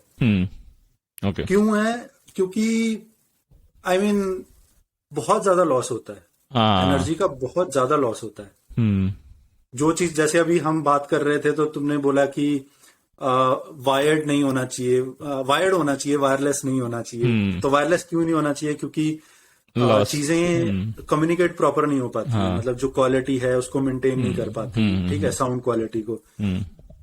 साउंड से याद आया, एक एकॉस्टिक मेटा मटेरियल्स भी होते हैं, सुना होगा शायद। तो एकॉस्टिक मेटा मटेरियल्स में बहुत सारे हैं, जैसे अल्ट्रासाउंड सेंसर्स हैं। जैसे आप उसमें जाते हो, हॉस्पिटल्स में जाते हो, तो एक अल्ट्रासाउंड मशीन होती है, वो पेट पे घुमाते हैं, चेक करने के लिए, प्रोब को घुमाते हैं। प्रोब को घुमाते हैं। तो क्या होता है कि वो लोग एनर्जी यूज कर रहे हैं, वो इलेक्ट्रिसिटी यूज कर रहे हैं, वो कंप्यूटर यूज कर रहे हैं। ठीक है, अगर आपके पास अल्ट्रासाउंड सेंसर्स होंगे तो आपको किसी चीज की जरूरत नहीं है। राइट। ये तो आप सिंपली सेंसर्स बॉडी पे लगा दोगे और जहां का भी उसको अल्ट्रासाउंड चाहिए वो मिल जाएगा। तो वो कैसे काम करेगा? वो जैसे हम सोनार की बात करते हैं कि, तो वो कैसे काम करेगा? वो रेडिएशंस भेजेगा, ठीक है, साउंड वेव्स, और फिर वापस आएगा। तो वो अल्ट्रा साउंड ऐसे काम करेगा। और जैसे मैंने एक सेमिनार ज्वाइन किया था बहुत पहले IISc में ही, तो उसमें ना अकूस्टिक मेटा मटेरियल्स के बारे में बात किया था कि किस तरीके से तुमने देखा है कि अगर हम करंट पास करते हैं तो किस तरीके से वो एक वायर के थ्रू चैनलाइज होके दूसरी डायरेक्शन में जाता है, जैसे कि बल्ब ज्वाइन, बटन दबाया बल्ब चल गया। ऐसा तो नहीं है कि वो एनर्जी डिसिपेट हो जाती है कहीं पे अगर बल्ब जलाया तो। मगर साउंड क्या होती है, अगर दीवार पे ठक मारो तो हर जगह इक्वली डिसिपेट हो रही होती है ना, या डिपेंड करता है मटेरियल प्रॉपर्टीज। बस उस बंदे ने क्या किया था, अकूस्टिक मेटामेटीरियल्स की मदद से उसने ना एक ऐसा चैनल बनाया, एक तरीके से मान लो कि वायर है not for electricity but for sound. तुम एक जगह हिट करो ना तो वो पर्टिकुलर जगह, ऐसा नहीं है हर जगह डिसिपेट हो जाएगा, वो एक पर्टिकुलर ही जगह, जैसे 5 मीटर दूर वॉल के थ्रू वो कहीं आवाज वहां से आएगी, या कुछ ऐसे जैसे किसी चीज को हिट कर रहा है तो वो वहां फील होगा। यानी पूरी वेव को चैनलाइज करके एक पर्टिकुलर डायरेक्शन में ले जाना अकूस्टिक मैथमेटिक्स। उसमें बहुत सारी उसने टोपोलॉजिकल लेवल पे बहुत सारे चेंजिंग किए थे कि मटेरियल किस तरीके से दिखना चाहिए, थोड़ा सा लेंडर्स मोशन थे, और किस तरीके से जब वो फोर्स लगाते हैं तो वो रोटेट होते हैं, एक पर्टिकुलर रोटेशन से वो ऐसे वेव ट्रांसमिट कर रही होती है एक ही डायरेक्शन में, मतलब जिस डायरेक्शन वो चाहे 90 डिग्री में डालना है। जैसे वायर भी तुम किसी शेप में मॉडिफाई कर सकते हैं ना, उसने बताया कि ये स्ट्रक्चर भी किसी भी शेप में मॉडिफाई हो सकता है, और ये किस तरीके से अकूस्टिक वेव को भी चैनलाइज किया जा सकता है। जैसे दूसरा एप्लीकेशन ये है, जैसे हम अकूस्टिक से बहुत ज्यादा काम करते हैं तो हर एक चीज डिपेंड करती है, जैसे इम्पैक्ट, ज्यादा चीजें डिस्ट्रॉय इम्पैक्ट से ही होती है ना। तो इम्पैक्ट क्या होता है, जनरली हम किसी भी चीज को डिजाइन करते हैं ना तो इम्पैक्ट हाई फ्रीक्वेंसी होता है, तो किसी भी चीज को हाई फ्रीक्वेंसी के लिए डिजाइन करना है तो बहुत सारे मटेरियल चेंजेस करने पड़ते हैं, जिसकी वजह से जो बहुत सारे कॉस्टली भी होते हैं। इसलिए जैसे कार्बन फाइबर, जो इम्पैक्ट रेजिस्टेंट कार्बन फाइबर्स होते हैं वो बहुत ही ज्यादा कॉस्टली आते हैं as compare to normal carbon fibre के। तो उसमें क्या होता है कि वो लोग क्या करते हैं कि इन ऑर्डर टू, तो इस चीज को अवॉइड करने के लिए हमारे ग्रुप में भी एक मेटा मटेरियल्स पे काम हो रहा है। तो क्या होता है कि जैसे जब इम्पैक्ट लगता है ना तो एक फ्रीक्वेंसी रेंज होती है, तो मटेरियल ना उस में बहुत ज्यादा डैमेजिंग होता है, मतलब जब वो इंपैक्ट लगता है वो फ्रीक्वेंसी होती है। तो उन्होंने एक ऐसा मटेरियल डिजाइन किया एक पर्टिकुलर कार के लिए या पर्टिकुलर मतलब मैटर के लिए, जब वो इंपैक्ट लगे उस पर, कि वो उस डायरेक्शन में ना फ्रीक्वेंसी रिस्पॉन्स 0। तो हम ना एक प्लॉट बनाते हैं जिसमें ना एक्स एक्सिस पर फ्रीक्वेंसी होती है, ठीक है। तो क्या होता है कि उन फ्रीक्वेंसीज पे ना वो 0 रेस्पॉन्स होता है, मतलब स्विच की तरह बिहेव करता है। तुम्हारा स्ट्रक्चर स्विच की तरह बिहेव कर सकता है कि अभी वो अच्छी तरीके से तुम ठक करोगे आवाज आएगी, कुछ भी करोगे वेव प्रोपगेट होंगी, बट एक फ्रीक्वेंसी रेंज उसे बैंड गैप कहते हैं, उसमें अगर तुमने एक्साइट किया तो वो कुछ रिस्पॉन्स नहीं करेगा, यानी तुम्हें लगेगा कि नील इस पर लोड लगा है। तो लोग ऐसे केयरफुली डिजाइन करते हैं अकूस्टिक मेटा मटेरियल्स को, ताकि ये, क्योंकि हर एक चीज डैमेज वेव से ही होती है, स्टार्टिंग तो वेव से ही होती है, फिर वो बाउंड्री से रिफ्लेक्ट करके इंटरेक्शन होके फिर वो किसी भी छोटे छोटे माइक्रो क्रैक्स को इलोंगेट कर देती है। हाँ, तो जैसे तुम्हारा तुम्हारा काम भी पहले उसमें था, जैसे स्ट्रक्चरल हेल्थ मॉनिटरिंग में था, तो मुझे ऐसा लगता है कि उसमें भी कहीं कहीं साउंड का या इसका काम हो सकता है। जैसे आप कोई भी वेव करते हो, वेव कहीं भेजते हो या कुछ करते हो, तो जहां पे भी आपको कट दिखता है कि हाँ भाई यहाँ पे मैच नहीं हुआ, तो वहां पे कोई प्रॉब्लम है।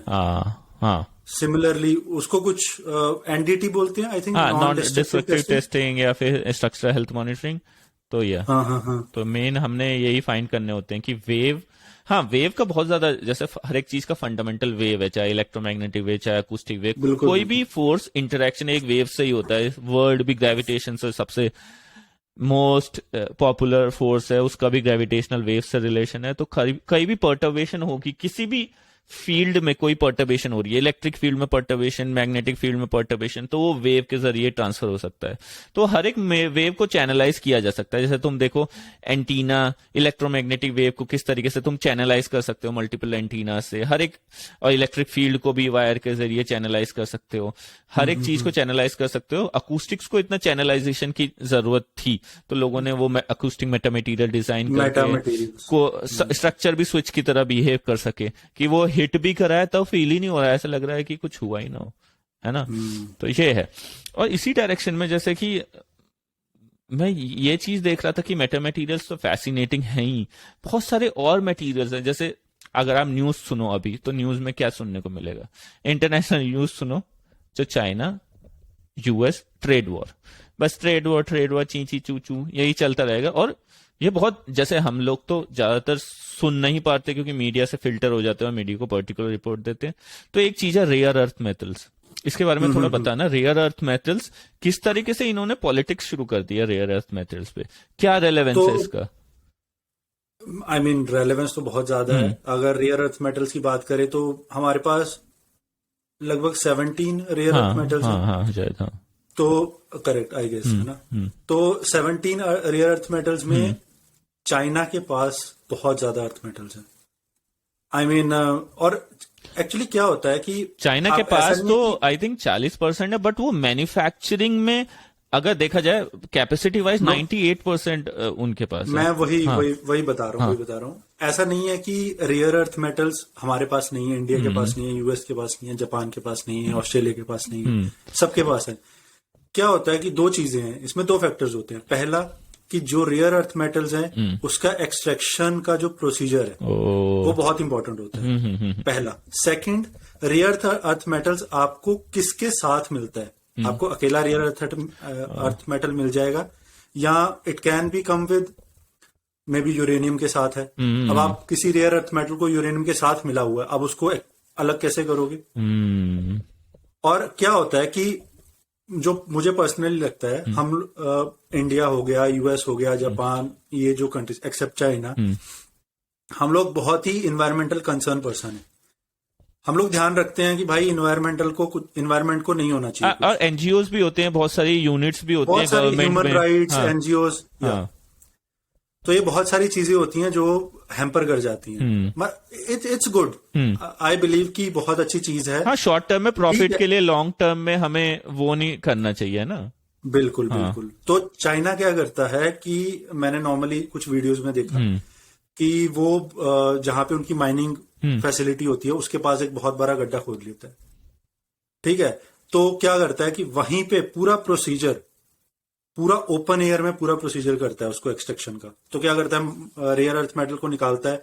अब बहुत सारे मेटल्स होंगे, जरूरी नहीं है कि एक ही मेटल होगा, मल्टीपल मेटल्स हैं। ठीक है, तो वो क्या करेगा, वहां पे जो भी उनकी प्रोसीजर्स हैं और उसको करेगा। उससे दो चीजें, एक तो ह्यूमन लॉस, ह्यूमन हेल्थ, ठीक है, एनवायरमेंटल लॉस, ये सब होता है। तो चाइना को कोई फर्क नहीं पड़ता है कि होगा, क्योंकि देखो वहां पे क्या है कि वहां पे जो उनकी गवर्नमेंट है, उनकी गवर्नमेंट का सीधा है भाई हमें प्रॉफिट चाहिए।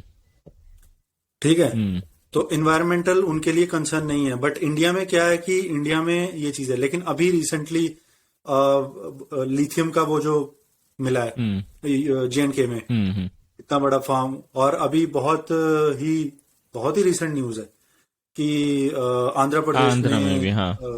एक जगह पे 15 रेयर अर्थ मेटल्स मिले हैं, विच इज आई मीन वो एक रेवोल्यूशन है। मुझे ऐसा लगता है कि वो एक रेवोल्यूशन है। और जैसे आप, क्योंकि हाँ हाँ कुछ कह रहे थे, बोलो बोलो। नहीं, मैं बस यही कह रहा था कि वो एक रेवोल्यूशन है, क्योंकि I mean an number of चीजें हैं जिसमें रेयर अर्थ मेटल का यूज होगा। जैसे लोगों ने ये देखा है कि यूएस ने किस तरीके से हर जगह मतलब सैंक्शन लगाया, US is champion of sanctions. लोगों को ये नहीं पता कि 2011 या 12 के दौरान जापान पे भी सैंक्शन लगाए थे चाइना ने, जिसमें रिस्ट्रिक्ट कर दिया था उनको रेयर अर्थ मेटल से। फिर ये लोग बिल्कुल वियतनाम या इधर उधर भाग रहे थे। यूएस में भी जब ट्रम्प की सरकार थी उस दौरान भी इन्होंने रिस्ट्रिक्ट कर दिया था रेयर अर्थ मेटल यूएस से। मतलब यूएस तो हर जगह ये सब चीज चल रही होती है, इन्होंने इसको एज अ पावर यूज किया। जैसे मैं देख रहा था कि मतलब एक कुछ वीडियोस आती हैं जिस तरीके से वो, आपने सही कहा, किस तरीके से रेयर अर्थ मेटल एक्सट्रैक्ट करते हैं। वहां पे मैं देख रहा था कि यार वो एक गड्ढा सा किया हुआ है, धुंध हो रखी है वहां पे। हाँ मतलब हाँ मैप से ही देखोगे तो इतना मतलब बिल्कुल दिखता है। इन्वायरमेंटल डिजास्टर है, नदी के पास है, नदी भी काली हो रखी है। तो बहुत सारे इन्वायरमेंटल डिजास्टर्स हैं। अपनी ब्रह्मपुत्र तो वहीं से आती है, वो भी है। तो वो भी है। और जैसे जापान की तुम बात कर रहे थे, तो जापान ने जब चाइना ने उसको रिस्ट्रिक्ट कर दिया था ना, चाइना ने ही किया हाँ था। हाँ तो अभी जापान ने क्या किया है, जापान ने ऑस्ट्रेलिया में कुछ जगह ली है हाँ, माइनिंग के लिए माइनिंग के लिए। पैसा हाँ, देके। तो हाँ ऐसा नहीं है कि आप रेयर अर्थ मेटल सिर्फ चाइना के पास ही है, बहुत जगह पे है। बट कंसर्न वही है कि आप उसको कैसे निकालोगे और कैसे सेफली यूज करोगे। हाँ, जैसे आपने अभी जो आप बताए थे ना, क्योंकि एक्चुअली क्या है, एक रीजन ये भी है, गवर्नमेंट में क्या होता है, इंडिया ना प्लूरिस्टिक और हर एक इंस्टीट्यूशन की वैल्यू है। माना कि एक माइनिंग की कंपनी बहुत ज्यादा प्रॉफिट कमाएगी, मगर दूसरी एक तुम्हारी मिनिस्ट्री उसकी भी है जो इन्वायरमेंटल की है। तो तुम्हारे पास जो लीडर होगा ना, उसके पास अलग अलग परसेप्शन आ रहे होंगे। चाइना में ऐसा नहीं होता, प्रॉफिट तो दूसरी कोई है ही नहीं, दूसरे को फिर मान लेते हैं तुम दूसरा कुछ एंटी है नहीं, एंटी एंटी हो, ठीक है। तो एक तुम्हें पता है, एक स्टोरी मैं बताता हूँ। बहुत पहले क्या हुआ, जब ये रशिया, जब सोवियत यूनियन था, उस दौरान क्या हुआ कि बहुत सारे फार्मरों ने कहा कि यार हमारी ना जो जो हम जो बोते हैं ना, वीट एंड राइस, ये ना चिड़िया खा जा रही हैं, ठीक है, चिड़ियां खा जा रही हैं। तो उस समय जो लीडर थे, जो भी थे, ठीक है, माओ जेडोंग या जो भी थे, उन्होंने क्या कहा कि फार्मर्स की सुनी, उन्होंने ऑर्डर कर दिया सब गांव वालों को मार डालो सारी चिड़ियाओं को। सारी चिड़ियाओं को मार डाला, मतलब उस पर पूरी डॉक्यूमेंट्री है किस तरीके से मल्टी डिफरेंट डिफरेंट डिसिप्लिन, मतलब मिनिस्ट्री ना होने की वजह से क्या प्रॉब्लम, उन्होंने सारी चिड़ियाओं को मार दिया। फिर क्या हुआ, अब चिड़िया नहीं है तो पेस्ट को कौन खाएगा, तो उनकी फसल, पूरी पूरी फसल खराब होगी। फिर मतलब फैमिन आ गया था वहां, ऐसी सिचुएशन क्रिएट कर दी थी।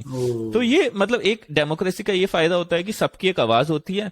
तो क्या होता है कि हर एक इंसान, अगर उसको एक पॉइंट ऑफ व्यू मिल रहा है लीडर को, तो वो गलत डायरेक्शन में ही सोचेगा, है ना। जब उसको डिफरेंट पॉइंट ऑफ व्यू मिल रहे होते हैं तो पता है कि शॉर्ट टर्म प्रॉफिट के लिए लॉन्ग टर्म अपना लॉस क्यों करना है ना। एनवायरमेंट तो बहुत इंपॉर्टेंट चीज है आजकल, तो बहुत जरूरत है एनवायरमेंट की।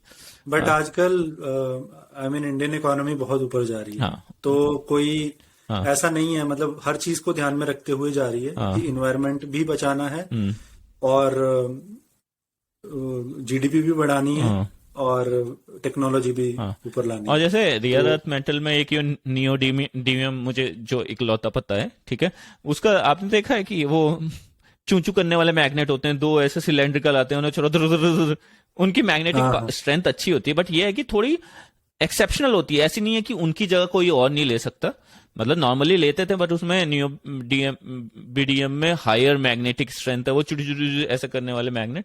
तो और जगह, बहुत सारी जगह रेयर अर्थ मेटल का यूज है। वो तो है। और भी रेयर अर्थ मेटल के अलावा भी अगर हम बात करें, बहुत सारी हम जैसे फैसिनेटिंग मटेरियल की बात कर रहे थे, तो हमारे भी लैब में जैसे एडेसिव्स पे काम होता है, मैंने बताया था, तो हमारे कोटिंग्स पे भी काम होता है। तो आजकल बहुत ट्रेंडिंग में है, जैसे स्मार्ट क्लोथिंग, स्मार्ट शूज। हाँ हाँ हाँ हाँ, तो ये सुना होगा तुमने। तो उसके पीछे का कॉन्सेप्ट क्या होता है, तो उसमें ना आजकल अल्ट्रा हाइड्रोफोबिसिटी का जमाना है। तो उसको बोला जाता है अल्ट्रा हाइड्रोफोबिक कोटिंग्स। कपड़े ना धोने पड़े या फिर पानी से, क्या? बिल्कुल नहीं, आई मीन कपड़े धोने की जरूरत ही नहीं है, पानी तो लगेगा ही नहीं। तो कुछ भी गिरेगा वो साफ हो जाएगा, खुद ही हो जाएगा। हाँ, तो अगर पानी की जरूरत पड़ गई या डिटर्जेंट की जरूरत पड़ गई तो स्मार्ट काहे का हुआ?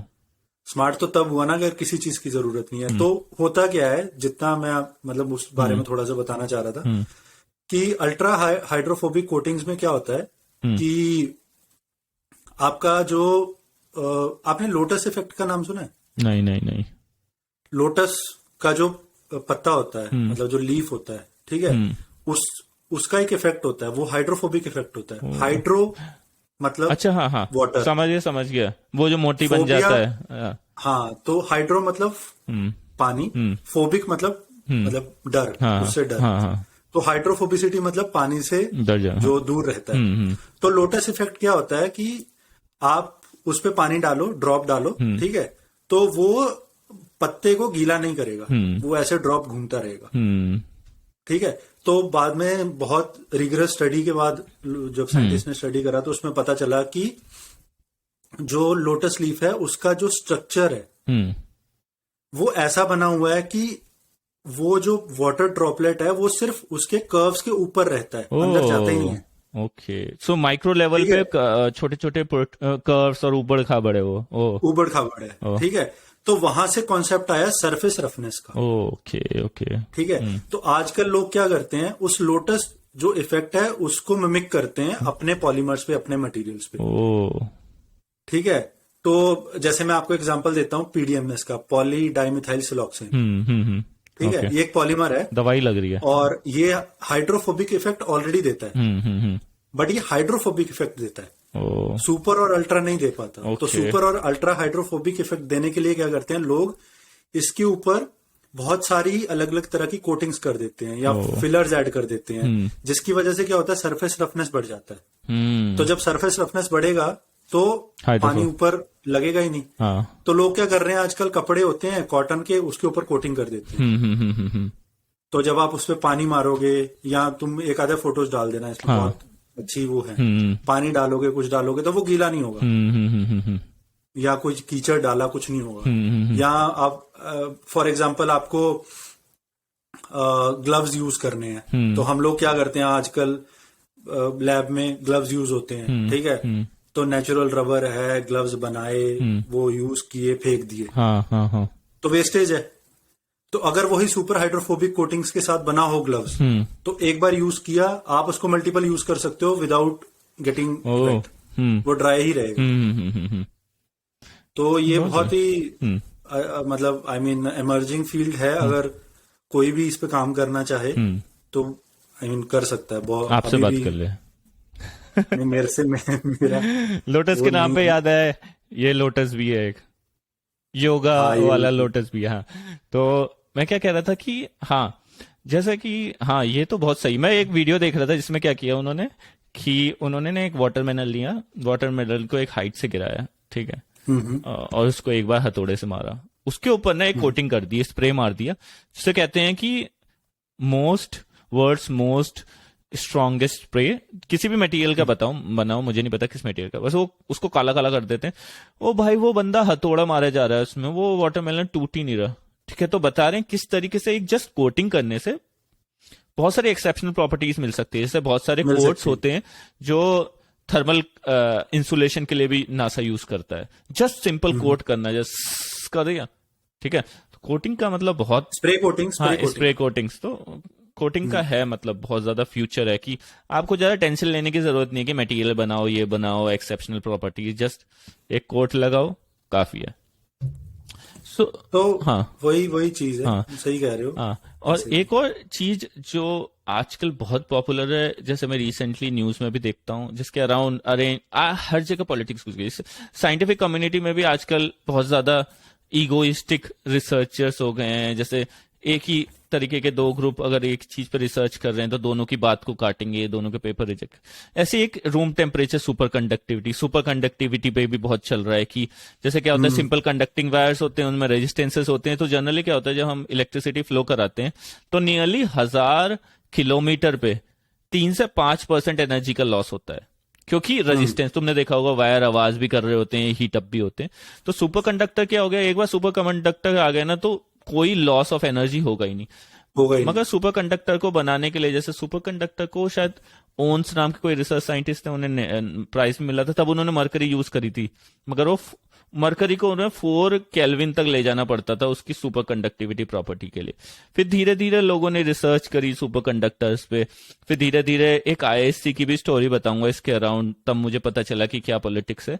तो लोगों ने फिर काम करा, जैसे अभी हम रेयर अर्थ मेटल के बारे में बात कर रहे थे, ये ट्रियम और स्कैंडेनियम, इनका एक मिक्सचर बनता है जो मतलब 135 केल्विन तक ले जाता है सुपर कंडक्टिविटी को। मतलब हम जैसे रूम टेम्परेचर अगर 300 केल्विन है, हमें चाहिए कि कोई मटेरियल हो जो 300 केल्विन पे सुपर कंडक्टर हो, क्योंकि असली में तो टेम्परेचर बाहर यही रहेगा ना। तो लोग 135 पे ले गए। फिर जब किसी ने किसी ने एलॉय बनाया, ठीक है, कैल्शियम और मतलब 5-6 मटेरियल का एलॉय बना, 5-6 मटेरियल का एलॉय, उसको 235 केल्विन तक ले गया कोई। फिर एक ने इसकी थ्योरी करी। तो रिसेंटली क्या हुआ, 2018 की बात है, आईआईएससी में कुछ रिसर्चर्स ने ना रूम टेम्परेचर सुपर कंडक्टिविटी के ऊपर एक पेपर लिखा, नेचर में सबमिट किया, जिसमें उन्होंने लिखा था 15 डिग्री सेल्सियस पे सुपर कंडक्टिविटी मिली है उन्हें। तो उन्होंने हाँ नैनो मटेरियल यूज किए थे, गोल्ड और सिल्वर का कुछ मिक्स करके। तो क्या हुआ, जब उन्होंने नेचर में पेपर डाला तो लोग कह रहे ये तो नॉइज है, ठीक है। तो उसी के बाद 2019 में नेचर में पेपर आया, फिर वो रिट्रैक्ट हो गया, मतलब नेचर से रिट्रैक्ट करना पड़ा। फिर रिव्यूअर ने कहा रिट्रैक्ट करो, ये जस्ट नॉइस है, ठीक है। तो एक हाइड्रोजन सल्फाइड का पेपर आया कि हाइड्रोजन H2S को कैसे यूज करके हम कार्बोनाइज H2S को यूज करके फिर सुपर कंडक्टिविटी प्रूव करी। उन्होंने 13 डिग्री पे प्रूव किए, उनको भी रिट्रैक्ट करना पड़ा। तो रूम टेम्परेचर सुपर कंडक्टिविटी की तो बहुत ज्यादा जरूरत है, मतलब लेकिन रिवॉल्यूशनरी। अभी रिसेंटली एक पेपर और पब्लिश हुआ है जिसमें ये लोग नाइट्रोजन डोप्ड हाँ जो ल्यूटिल ल्यूटेटियम हाँ हाइड्राइड करके एक मटेरियल है, हाँ मुझे एग्जैक्टली हाँ हाँ हाँ नहीं हाँ कुछ पता है, है। हाँ हाँ तो उन्होंने वो, आई थिंक वो अभी तक रिट्रैक्ट नहीं हुआ है, हाँ क्योंकि वो मैंने नहीं हुआ बहुत है वो। रिसेंटली वो हाँ पेपर पढ़ा है। हाँ हाँ हाँ, मगर वो शायद तो 2015 का था, तो मतलब तब भी रीसेंट ही है ना? नहीं, ये 2015 वाला तो, ये तो और रिसेंट आई 22 गेस। का है, 21 22 का कुछ ऐसा था। ये मैं श्योर नहीं हूँ, हम्म, बट रीसेंट ही है। ये पेपर नहीं, ये तो 2023 का है, ओ इसी ओ, साल का पेपर है। अच्छा, हाँ हाँ, न्यूज में तो कुछ आ रहा था तभी मैंने, हाँ, हाँ। तो इसी साल का पेपर है ये। हम्म। तो इसमें इन्होंने नाइट्रोजन को डोप किया, ओ ठीक है, और इसको ना मतलब इन्होंने खुद ही नाम दिया रेड मैटर का। ओ तो रेड मैटर का क्यों नाम दिया? क्योंकि इसमें जो इलेक्ट्रिसिटी और ये जो भी पास होता है, तो हम्म वो रेडिश कलर का दिखता है। ओ तो इन्होंने इसको रेड मैटर का नाम दिया। और भी इसमें पीछे पीछे हम्म मतलब थ्योरीज हैं कुछ कुछ, हम्म। इतना डिटेल में हाँ, नहीं, किसी क्योंकि ने मेरा एक एरिया नहीं मतलब है, एक तो मैंने रिसर्च, जो ज्यादा। नोबेल प्राइज इस डायरेक्शन में मिला है after discovery of super conductivity is to bring the theory of, मतलब एक थ्योरी, एक प्रॉपर थ्योरी लिखी है सुपर कंडक्टिविटी पे। एक सुपर कंडक्टिविटी का ये, जैसे कि तुम कई सारे, एक मैं वीडियो देख रहा था, अगर आप कई सारे देश अपने साइंटिफिक शोज कराती हैं, ओपन शोज, उसमें क्या होता है, एक बंदा दिखाता है सुपर कंडक्टर जो होता है हवा में उड़ रहा होता है। तो क्या होता है, सुपर हम्म। कंडक्टिविटी की एक जो क्रिटिकल टेम्परेचर होता है जहां से उस कंडक्टर से सुपर कंडक्टर में जाता है, तो वो एक्चुअली पैरामैग्नेटिक या फेरोमैग्नेटिक, यानी हो जाता है। मैग्नेटिक फील्ड को एक्सेप्ट करता है। उससे जब प्योर डायमैग्नेटिज्म हो जाती है, मतलब वो रिपेल कर रहा होता है मैग्नेटिक फील्ड को, तो वो मैग्नेट के ऊपर रखोगे तो ऐसा वो लेविटेट हो जाएगा। तो बहुत सारे लोग लेविटेटिंग ट्रेन भी सुपर कंडक्टिव मटेरियल से बनाएंगे, तो मतलब कम एनर्जी में आप हम्म। लेविटेट कर जाओगे, है ना? बट ये चीजें हैं जापान में। मगर वो जापान सुपर में आई कंडक्टर गेस ये यूज वाली नहीं ट्रेन करते, बनी वो हुई है। सिंपल मैग्नेटिक फील्ड्स का यूज करते हैं। मगर हमें इसका नहीं करते, हाँ, हम्म। सिंपल तो करते हैं। सुपर कंडक्टिविटी के मतलब मुझे लग रहा है फ्यूचर की एक डायरेक्शन, मैंने पता है, इसीलिए मेरे को मटेरियल से इतना फैसिनेटिंग लगता है। तुम टॉप की कोई भी यूनिवर्सिटी उठा लो, तुम उसमें मैकेनिकल साइंस या मटेरियल साइंस में रिलेटेड फैकल्टीज उठा लो, तुम्हें लगेगा कि भाई सब लोग तो मटेरियल पे काम कर रहे हैं, मतलब मैं क्या हम्म। कर रहा हूँ? ठीक है, सब लोग मटेरियल की हम्म। डायरेक्शन में जा रहे हैं, क्योंकि डेफिनेटली एमआईटी, हार्वर्ड, ये सब लोग बात कर रहे हैं, तो मटेरियल ही हमें एक, मतलब सोच लो सुपर कंडक्टर आ रहे हैं, तो हम जो इतने मोटे मोटे बिजली के वायर बन रहे हैं, या फिर हम ज्यादा एनर्जी यूज कर रहे हैं, एनर्जी कंजप्शन ही कम हो जाएगा ऑटोमेटिकली, तो हम मोर सस्टेनेबल फ्यूचर की तरफ जाएंगे। अगर रिसर्च में, कई सारे लोग कहते हैं कि जब वो सुनते हैं $50 मिलियन का फंड, क्यों पैसे खर्च करने हैं, जैसे टैक्स पेयर का मनी क्यों खर्च करना है, क्योंकि एक लीप फॉरवर्ड हो जाएगा, वो लोगों के लिए बेनिफिशियल होगा कहीं ना कहीं। इसलिए बहुत बड़ी बड़ी कंट्रीज इन्वेस्ट करती हैं R&Ds में, है ना, ताकि उनका एक लेवरेज रहे एज कंपेयर टू दूसरे कंट्रीज के। वो तो है। जैसे अभी हम्म यही एक मटेरियल की बात हुई थी, हम्म। तो एक मटेरियल था बोरोफिन, जो हम अभी बात कर रहे थे ग्रेफीन कल या का भाई लग परसों। रहा है, हाँ हाँ, ग्रेफिन का ग्रेफिन का भाई। हाँ तो बोरोफिन भी अभी मतलब उसमें नहीं है, अभी ट्रेंड में बहुत रीसेंट है। हाँ। लेकिन अगर जब ये आएगा ना, हम्म, तो ये ग्राफिन को बहुत नीचे ले जाएगा, फाड़ देगा। ये चीज है। क्योंकि देखो, जैसे हम बोरोफिन की बात करें, तो ग्राफिन में प्रॉब्लम क्या है? प्रोडक्शन प्रोडक्शन कॉस्ट बहुत हाई हाँ है, हाँ हाँ। ठीक है। हम्म।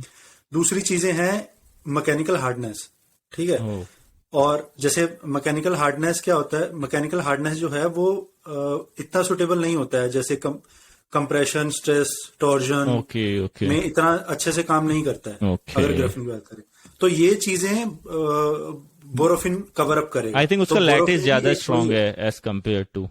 हाँ, ज्यादा स्ट्रांग है। ओ और दूसरा, बोरोफिन है क्या, मतलब वही एक एटॉमिक मोनोलेयर है बोरोन की, ठीक है। हम्म 2D है, हम्म बोरोन शीट है, जो चीजें हैं। लेकिन इसमें क्या है कि जो इसकी स्ट्रेंथ है और जो इन प्लेन इलास्टिसिटी है, वो बहुत हाई है। ओ ओके, यही रीजन है, हाँ। ये रीजन है कि ये आई मीन उसके ज्यादा, और जो उसकी आइडियल स्ट्रेंथ है, और ठीक है। Apart from that, carbon versus boron की भी अगर इलास्टिक स्ट्रेंथ देखा जाए, तो बोरोन की काफी ज्यादा होती है एज कंपेयर टू ज्यादा कार्बन होती के, है, हाँ हाँ। ट्रू, ठीक है। और जो आजकल उन्होंने अभी मतलब कमर्शियल नहीं हुआ है, बट जो बोरोन नैनो ट्यूब्स है वो भी बननी स्टार्ट हो गई ओ, है। जैसे कार्बन नैनो ट्यूब्स थी, हाँ। जैसे कार्बन नैनो ट्यूब्स है, ओ हाँ। और वो उसकी स्टिफनेस ज्यादा है ग्राफीन से, तो ये भी चीज है। आई मीन इसका यंग्स मॉडल ज्यादा होगा इसलिए, ओ और तो कोई रीजन मुझे आई मीन लग नहीं हो रहा। सकता है। और ये बहुत ही रिसेंट है, मतलब 2015 में ये बहुत इंटरेस्टिंग स्टोरी है। ये कैसे बनाया, जैसे इन्होंने क्या किया, एक जो सिल्वर सरफेस है, ठीक है, सिल्वर सरफेस लिया, ठीक है, उसके बाद क्या किया, जो ultra high vacuum condition generate करी उसके अंदर, और बाहर बोरोन जो एलिमेंट था वो लगा दिया। तो जब वैक्यूम क्रिएट हुआ तो जो बोरोन के एटॉमिक लेयर्स थे, जो शीट थी, वो आके सिल्वर पे लगनी शुरू हो गई, ठीक है। तो अभी तक इन्होंने सेपरेट बोरोन जो है एज अ सेपरेट, इसको क्या कहते हैं, वेपर डिपोजिशन क्या कहते हैं इसको, मतलब कुछ डिपोजिशन? वेपर डिपोजिशन अलग होता है। अच्छा। जो सीवीडी होता है, हाँ। जो तुम सीवीडी की बात कर रहे हो, केमिकल वेपर डिपोजिशन, उसमें क्या करते हैं कि ऊपर एक मटेरियल होता है, जो सबस्ट्रेट है वो ऊपर है, हाँ। ठीक है, और नीचे जो हमारा मटेरियल जिसको करना है, हाँ। तो क्या होता है, नीचे से इसको केमिकली वेपराइज करते हैं, ओके। और जब ये इसके वेपर्स बनते हैं वो सबस्ट्रेट पे लग जाते हैं। अच्छा, ओके। बट ये अलग है, ये अल्ट्रा हाई वैक्यूम, ये वैक्यूम की वजह से। अच्छा, ओके, वैक्यूम की वजह से। तो ये दोनों का डिफरेंस है। बढ़िया है। तो बोरोफिन अभी तक सिर्फ सबस्ट्रेट पे है, मतलब आई होप कि ये जैसे ग्राफीन आता है या CNT आता है वैसे आए, बट देखो जो भी आगे। हाँ, जैसे इसी डायरेक्शन में अगर नए मटेरियल्स पर रिसर्च होती रहेगी तो एक डायरेक्शन में सोचो हम सन तक पहुंच पा रहे हैं just because of means super insulating aerogel या ग्रेफीन की वजह से, और दूसरी डायरेक्शन में हम सुपर कंडक्टर्स ला रहे हैं तो हम कम टेम्परेचर, मतलब कम बिजली में भी हर एक चीज को चला सकते हैं, बिजली की रिक्वायरमेंट कम हो जाएगी, ठीक है। अकूस्टिक मेटामेटीरियल्स होंगे तो मतलब अकूस्टिक मेटामेटीरियल्स होंगे तो क्या होगा कि हम किसी भी चीज को मोर स्ट्रांग बना सकते हैं, इम्पैक्ट से ज्यादा डरने की जरूरत नहीं है, ट्यूनेबल प्रॉपर्टीज आ जाएंगी, कंपोजिट्स होंगे तो ट्यूनेबल, जैसे कि, और ये चीज तो जरूरी है ही है कि जैसे कि रेयर अर्थ मेटल को थोड़ा ढंग से यूज करना है, ये भी बहुत इंपॉर्टेंट है, माना कि एक्सेप्शनल प्रॉपर्टीज, और इंडिया का भी फ्यूचर अच्छा है इस डायरेक्शन में। हम चाइना की तरह थोड़ा वैसा नहीं करेंगे, ठीक है, हम थोड़ा केयरफुल कंट्री है। इंडिया और चाइना में यही डिफरेंस है, जैसे ऑल ओवर द वर्ल्ड भी लोग चाइना इंडिया में डिफरेंस करते हैं, एक ही नजर से देखते हैं, पॉपुलेशन सेम है, कल्चर पुराना है, बट डेमोक्रेसी वर्सेस कम्युनिज्म, वो लोग एक्सप्लॉइटेड नेचर के, हम थोड़ा, चाहे काम स्लो होता हो मगर होगा तो रोबोस्ट होगा, मतलब फिर कोई नहीं हिला सकता उसको, ठीक है। जैसे कि फिनटेक है, आजकल देख लो कि यूपीआई से इतना पेमेंट, कोई भी फिनटेक को ब्रेक नहीं कर पाया है, ठीक है, मतलब इतना स्ट्रांग है, मतलब माना कि आने में टाइम लगा, जैसे IMPS से किस तरीके से फिनटेक है, आने में चीजों को टाइम लगती है, मगर वही होता है ना, जैसे OnePlus या ओप्पो बनाएगा तो वो मतलब पहले आ जाएगा, ठीक है, जल्दी जल्दी बना के, मगर जब वो वही चीज एप्पल बनाएगा तो उसकी अलग ही बात होगी, अलग ही बात वही टेक्नोलॉजी जो हर चीज का केयरफुल कंसिडरेशन करके, ठीक है, प्रॉपर R&D करके, तो ये डिफरेंस है। जैसे इसरो का, हाँ, इसरो का पहला मिशन ही सक्सेसफुल था। कितनी बड़ी बात है, मतलब अगर हम और स्पेस एजेंसीज देखो, यूरोपियन देखो, यूके की देखो, रशिया की देखो, अभी यूके का फेल हो गया था मिशन, कुछ फेल हो गए थे, हाँ, बट इंडिया का पहला मिशन जो मून का जो स्पेस मिशन था वो सक्सेसफुल था, और वो भी फर्स्ट अटेम्प्ट। तो बहुत ही प्राउड मोमेंट वाली बात होती है। तो वही जो तुम अभी बोल रहे थे कि काम धीरे होता है बट रोबस्ट होता है, रोबस्ट होगा, हाँ, वो ज्यादा जरूरी है ना, प्रॉपर R&D करके, प्रॉपर सबको एक साथ एक टेबल पे लेके सबकी बात मान के। हाँ, तो बात करके बहुत मजा आया, बहुत सारा पता चला मटेरियल के बारे में, फैसिनेटिंग मटेरियल्स के बारे में। जो मैंने इन्फॉर्मेशन दी वो लोगों तक पहुंचेगी, बहुत तेजी से पहुंचेगी, लोगों को रियलाइज होगा कि मटेरियल्स कितने फैसिनेटिंग है, जिसके साथ हमारा ऑल अराउंड सबसे ज्यादा इंटरेक्शन हमारा मैटर से ही होता है, मटेरियल से ही होता है, मगर हर एक जगह, हर एक स्टोरी, हर एक मटेरियल की एक स्टोरी है, हर एक मटेरियल की एक कहानी है ना, उसकी एक हिस्ट्री है, तो वो बहुत फैसिनेटिंग लगता है ना, बहुत ज्यादा। ठीक है, फिर आज के लिए सत श्री अकाल, आज के लिए इतना ही, चलते हैं, मिलते हैं। महेंद्र का चैनल है, सब्सक्राइब करना मत भूलिएगा, है ना, बिल्कुल, लाइक शेयर एंड सब्सक्राइब। ठीक है, चलो, okay, thank you. Okay, thank you Mahendra, thank you so much.